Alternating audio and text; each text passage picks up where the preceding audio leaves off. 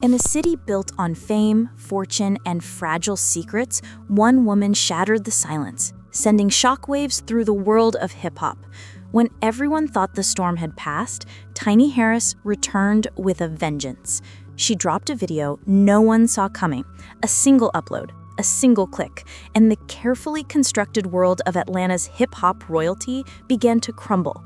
What started as a quiet life behind closed doors quickly escalated into a public spectacle that would test loyalties, friendships, and the illusions of forever.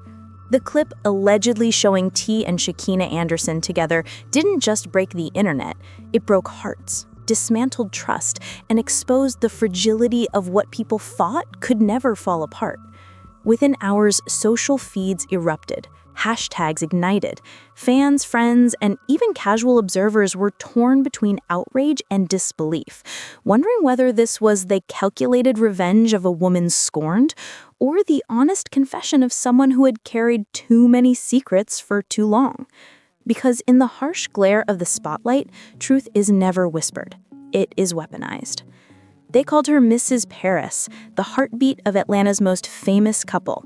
Tiny Harris wasn't merely another celebrity wife, she was a woman who helped build an empire, a figure who stood beside her husband through every tour, every rumor, every tabloid storm that sought to unravel their carefully curated public image. For years, she played the role perfectly, the loyal partner, the quiet fighter, the woman who always smiled for the cameras, even when her eyes told a different story behind the gloss of magazine covers and music video lights. Beneath the smiles and posed photos, there were whispers. Faint at first, then growing louder, about fractures no one wanted to see. Industry insiders began to notice a change. Tiny had grown distant. Friends whispered that she was tired of pretending, exhausted by the charade of perfection, and somewhere between fame and betrayal, she stopped defending a love that no longer defended her. T, her husband, was everywhere. Studio sessions that lasted all night, late-night parties, public appearances that kept him constantly in the spotlight, but rarely home. Every missed call, every unexplained absence added another crack to what had once looked like an unbreakable foundation. Meanwhile, Shekinah Anderson, the best friend who had been like a sister, was always there, comforting Tiny on camera, defending her off it, sharing laughter, secrets, and long nights filled with whispered worries. It was during one of these nights that a spark first flickered. An exchange, a glance, a moment that didn't feel like friendship. Tiny brushed it off at first, convincing herself that the industry thrived on rumors and gossip, and she had lived long enough to understand how quickly lies could spread. But this time, the air around her felt heavy, watching, waiting. The tabloids had developed a taste for chaos, and chaos was hungry. The first public sign came in the form of a blurry photo leaked online, Shekinah leaving the studio where T had been recording until dawn. The caption read, "Only Atlanta's best-kept secret." Tiny's team immediately denied everything. She herself called it manipulation. T remained silent. In that silence, the world sensed confession, and the public began to form its own narrative. Weeks turned into months, and the Harris household grew cold, almost like a mansion haunted by unspoken truths. Tiny stopped posting pictures, the smiles vanished from her social media feeds, fans noticed, blogs speculated. Something was dying, maybe love, maybe patience, maybe both. The internet could feel it, smell it, and soon everyone was part of the tension that permeated the city. But Tiny was far from weak. She had been underestimated before, by critics, by record labels, even by the man she had once loved. What no one realized was that every silent moment was a calculated move. Every tear shed in private was a promise that one day she would tell her story in her own way. And that day came like lightning. Late one night, Tiny Harris's official account uploaded a new video. The thumbnail was black. The caption was cryptic. "The truth always finds its way home." Within seconds, timelines exploded. Viewers expected a song, perhaps a statement about her divorce, maybe even a message of reconciliation. What they got instead was 29 seconds of footage that would freeze the entertainment industry in disbelief. 2 silhouettes, 1 room, familiar voices, grainy video quality, yet the implication was unmistakable. It didn't take long for fans to connect the dots. Within minutes, hashtags like Tiny Speaks and Atlanta Exposed were trending across every platform. Supporters called her brave. Critics called her vindictive. But one thing was clear. Tiny had dropped the bombshell herself. The media went into overdrive. Talk shows replayed the clip on loop, dissecting every frame. Commentators debated motives. Was it revenge? Was it a setup? Or had she been holding on to this proof, waiting for the perfect moment to reclaim her narrative? Insiders whispered that Tiny had been sitting on this evidence for months, maybe even years, a digital ghost she had never intended to release until now. By sunrise, the Harris brand, once a symbol of hip-hop royalty, was in shambles. Endorsements froze, collaborations were postponed, publicists scrambled to spin statements that might contain the inferno. But it was too late. The world had already made up its mind, and through it all, Tiny remained silent. No interviews, no clarifications, just one post. You can't destroy what already burned. The cryptic message sent shockwaves through her fan base. Was this closure, confession, or the beginning of something larger? Behind the scenes, lawyers moved swiftly. Court filings confirmed what many had suspected for months. Tiny's divorce from T had been finalized quietly, days before the video surfaced. Coincidence or careful strategy? The public didn't know, but Tiny did. Because when a woman who once sang about love decides to sing about truth, the world listens differently. That night, Atlanta didn't sleep. Paparazzi camped outside her gated home, news vans lined the block. Inside, Tiny sat alone, scrolling through the chaos she had unleashed. 2 names, T and Shaq, echoed through 1,000 group chats, 1,000 timelines, 1,000 whispered calls. The leak lasted only half a minute, but its impact would last forever. Tiny hadn't just ended a marriage, she had rewritten the story of betrayal in real time, and everyone, from friends to foes, was now a character in her narrative. T, on the other hand, broke his silence with a simple post. A black background, white text. Every story has sides. Don't believe everything you see. No denial, no attempt at explanation, just an effort to regain control of a storm that no longer obeyed him. His comment section erupted into a battlefield. Fans split down the middle, some defending him, others accusing him of gaslighting a woman who had finally snapped. Shekinah followed soon after with a tearful video, shaky and breathless, claiming betrayal. She insisted she had been loyal, that the footage was old, manipulated, twisted into something dirty. But the internet doesn't care about explanations. It only cares about emotions, and the collective heart of Atlanta had already decided. Inside her dimly lit living room, Tiny watched both posts. Calm, unreadable, maybe even satisfied. Her walls were lined with photos from a life that once seemed perfect. Magazine covers, award nights, red carpet smiles. Each frame told a story that was no longer true. For years, she had existed as someone's wife, someone's sidekick, someone's better half. Now she was just Tiny, the woman who dropped the clip that broke the internet. And for the first time in years, that title felt powerful. By the afternoon, every entertainment network was spinning its own version of events. Some called it the ultimate revenge drop. Others questioned the legality of releasing private footage. Legal experts debated while fans argued online, each convinced they knew Tiny's motives better than she did herself. Even former friends chose sides. Old interviews resurfaced. Old jokes suddenly seemed prophetic. As one DJ laughed on air, "You can't keep secrets in Atlanta, they always find a way to the mic." But beneath the noise, something darker was unfolding. The Harris brand wasn't just a couple's name, it was a business empire. Music royalties, fashion lines, endorsements, reality shows, all of it was cracking. Sponsors pulled contracts, networks paused reruns.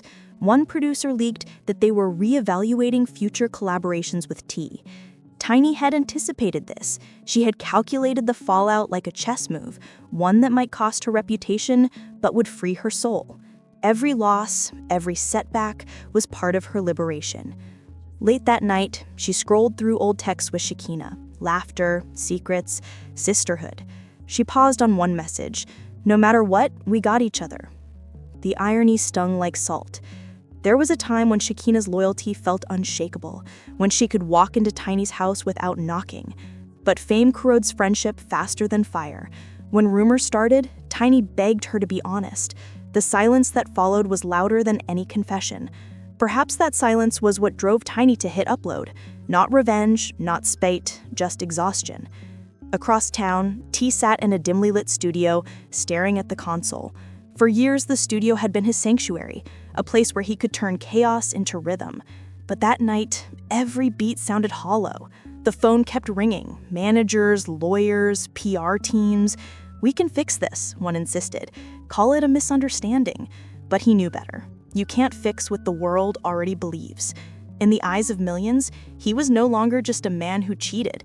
He was a headline. By the third day, the clip had been viewed over 20 million times.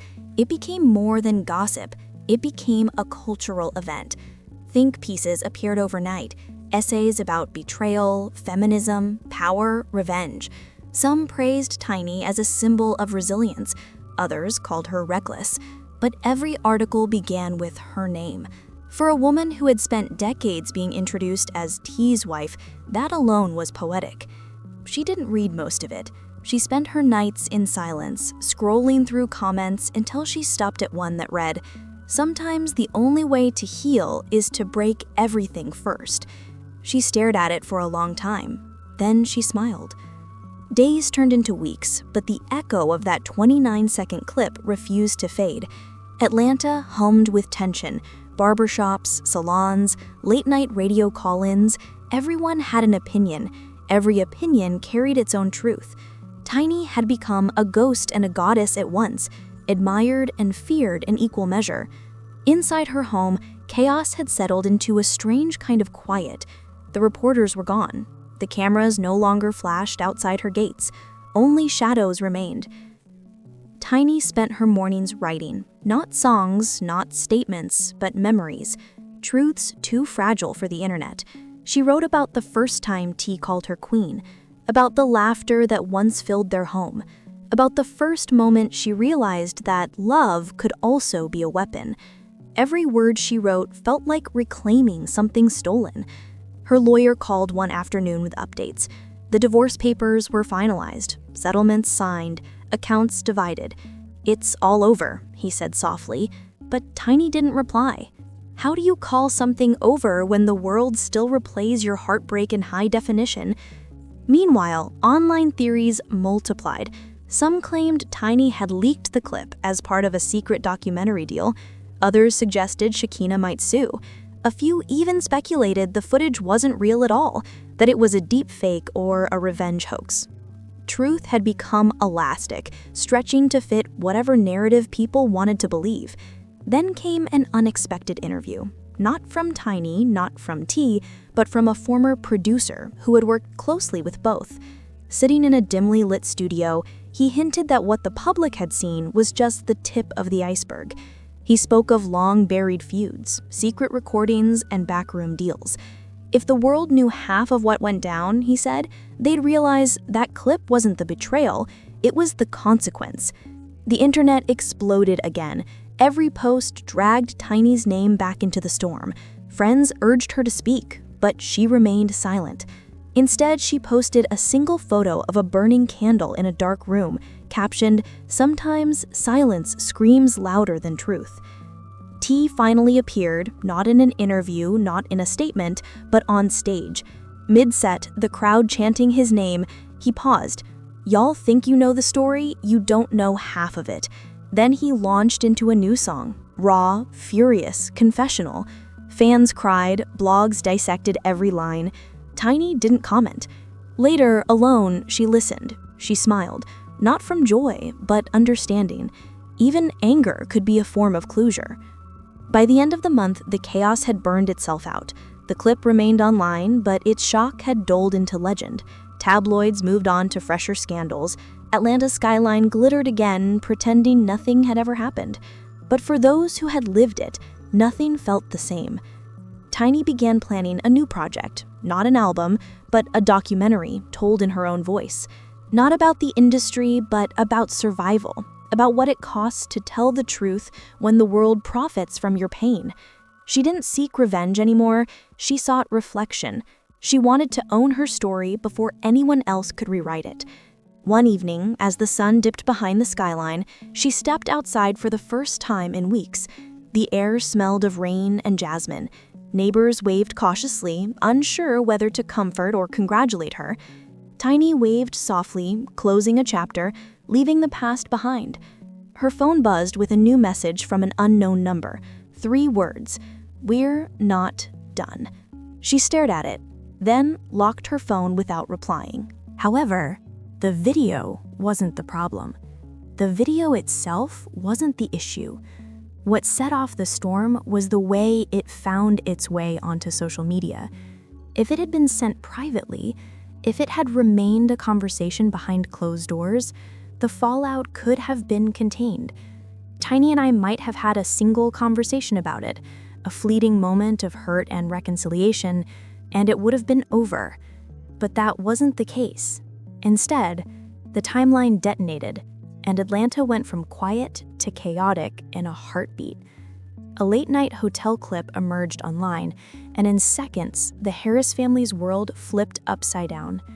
Grainy, dimly lit footage revealed a luxury suite, half-closed curtains, champagne sweating on glass, and the soft hum of muffled music. The names attached to the footage made it explode. Clifford, T.I., Harris, and Shekinah Anderson, the very woman who had once been considered Tiny's closest confidant. This wasn't a blind item, a rumor thread, or speculative gossip. This was visual evidence that could be paused, replayed, and dissected frame by frame. Social media erupted. Hashtags spread like wildfire, exposing Tiny Rose's private heartbreak to TikTok, Twitter, and Instagram.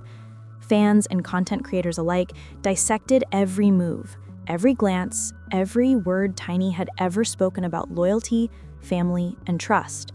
And suddenly, a private betrayal had become a public spectacle. Within hours, the fallout intensified. Editors pulled receipts from past interviews, fans resurfaced podcast moments, and commentators replayed the couple's rocky history, the whispered breakups, the rumored divorces, and the quiet, unexplained gaps in their public life. Online, the narrative hardened. Maybe became "this is what we saw." The piling on began, fueled by context-free clips, side-by-side comparisons of Tiny's words against the footage, and endless speculation. Shekinah's name trended with snake emojis and fire icons, while T.I.'s comment sections transformed into a virtual courtroom with no judge. Tiny supporters rallied under a single banner: "Stand with her." Every detail of the video, the half-drawn curtains, the dim lighting, the closeness between the two, was scrutinized. Social media analysts dissected posture, timing, and body language, like game film, assigning motives and guilt without hesitation. Context, nuance, or explanation were irrelevant in the virality race. And Tiny? She didn't disappear behind vague captions or cryptic posts. She stepped forward with a resolve that spoke louder than words, signaling that this heartbreak wouldn't be buried under a trending hashtag. The first viral shockwave was only the beginning. Tiny's response would drag the story from social media feeds into a courtroom, and the stakes would become staggering. She didn't simply post her side of the story and vanish. She filed a lawsuit that would dominate headlines, a $50 million claim naming T.I. and Shekinah, citing public humiliation, emotional distress, and damage to her reputation. The courthouse steps became a stage for the world to watch. Reporters packed shoulder to shoulder, microphones stacked like barricades, lenses focused, capturing every movement. Inside, lawyers read the allegations line by line while the gallery held its breath. Then came an unexpected twist. An anonymous submission, a diary allegedly belonging to Shekinah, surfaced. The pages read like confessions written under immense pressure. Clifford promised me he'd leave Tiny. He told me we'd rule the industry together. Tiny's composure cracked in real time. Tears rolled down her cheeks. For the public, it was a human moment. The celebrity facade peeled away, revealing raw pain. Clips of her breaking spread across social media, edited with soft piano, captions about loyalty and betrayal, and comment sections filled with strangers empathizing with her pain. The defense didn't flinch. They framed the leak as staged footage, manipulated optics, and clout-driven narratives. They questioned motives, timing, and sources, suggesting the story was orchestrated rather than genuine. The debate split online. One side argued the video and diary were self-explanatory. The other questioned why key pieces of evidence had emerged from the shadows, conveniently timed for maximum virality. Tiny faced the storm head-on, maintaining a steady voice even as tension flashed in her eyes. She claimed she had never intended to hurt Tiny, insisting that T.I. manipulated her with promises of a future that never materialized. The courtroom became a battlefield of narrative. Two women, once like sisters, now standing on opposite sides of a canyon, with T.I. insisting the bridge between them had been fabricated. Then a pivotal piece of evidence hit, a voice recording. The courtroom went silent as the audio played. T.I.'s voice, calm and deliberate, whispered, "Just keep it quiet, Shekinah. Tiny can never know. If this gets out, everything I built is gone." Heads snapped toward the audio table. The gallery seemed to collectively forget to breathe. Within minutes, reporters spread the recording online and the hashtags mutated in real time. Empire destroyed, Tiny betrayed, Shekinah exposed. It wasn't just gossip anymore. It was evidence that pulsed with life. The prosecution pressed their advantage, presenting hotel reservation records listing Clifford Harris as the primary guest, Shekinah on the line, dates, times, and room numbers. Each page sounded like a nail driving the story home. Tiny's attorney didn't need to raise his voice. The evidence spoke for itself. A pattern, not rumor, not fiction. The defense fired back with precision. They questioned the chain of custody, the authenticity of the documents, and the potential for tampering. They argued that anyone with a motive could have staged the ledger to damage T.I.'s reputation. Online, the conversation mirrored the courtroom, splitting audiences into two camps, those convinced by the receipts and recordings, and those skeptical of digital evidence. Yet the voice recording remained the hook that refused to leave anyone's mind, echoing across social feeds and media commentary. Witness after witness took the stand. One by one, they recounted promises whispered in quiet rooms, late-night assurances of love, futures painted in abstract strokes. Alleged direct messages surfaced, warmer than friendly, yet colder than discreet. "Cliff, I can't wait until she's out of the picture," one read. "It's finally going to be just us," said another. Gasps reverberated across the courtroom. Tiny's question, uttered with a voice cracking from the weight of betrayal, struck deeper than any evidence. How much more does a woman have to see? It was not a question of law. It was a question of humanity, of endurance, of heartbreak witnessed by millions. As the prosecution pieced together timelines from hotel bookings, diary entries, and private messages, the defense argued intent and reliability. Shekinah insisted she had been misled, that her love had clouded her judgment, and that what appeared to be plotting was instead an attempt to navigate chaos. Outside the courthouse, protesters held signs, "Stand with Tiny." Social media erupted with think pieces, memes, and debates dissecting the psychology of betrayal, questioning whether belief in love absolves responsibility when it comes at someone else's expense. Inside, the narrative was methodical. Clip, diary, messages, ledgers, audio, each element reinforcing the next, constructing a chain too precise to ignore. T.I.'s composure faltered after hotel employee testimony. A fist slammed on the table. His voice cut sharply through the room, accusing witnesses of lying, calling the proceedings a setup. The judge warned him sharply. Social media captured every second, looping his 10-second outburst into thousands of clips, each edited with captions and commentary. Outside, the courthouse resembled a festival of chaos. News vans lined the curb, helicopters hovered above, protesters pressed signs against barricades, and influencers streamed live, breaking down every moment for online audiences. Then came the financial evidence. Alleged bank records detailed transfers from T.I.'s accounts to Shekinah not in isolated incidents, but in consistent chunks over 2 years. Tens of thousands of dollars allegedly exchanged hands. The implication was devastating. This was no simple affair. It was a payoff.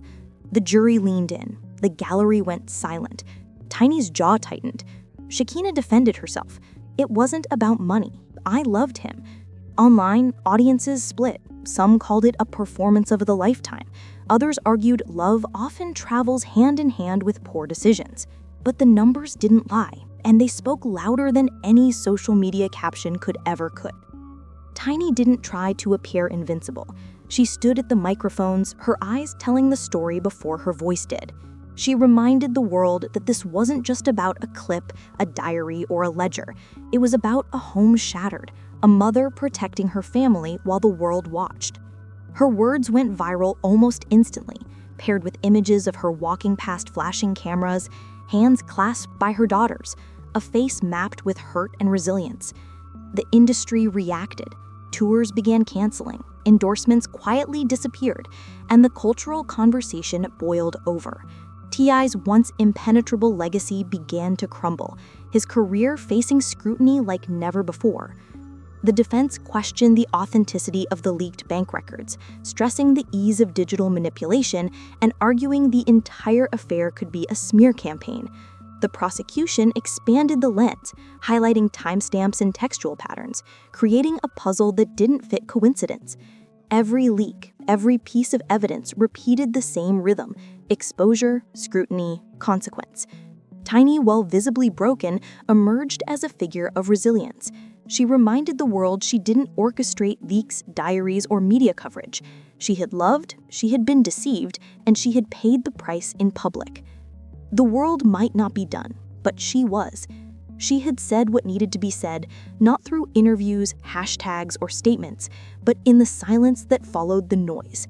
The video didn't just expose a scandal, it revealed the anatomy of a broken empire, built on fame, fractured by pride, and finished by truth. Tiny walked back into her house, the city lights flickering in the distance. The song T had written still played faintly on the radio, and for a fleeting moment she almost felt peace. Then the next story began. The world was left with one question that refused to fade. Was this Tiny's revenge or her rebirth?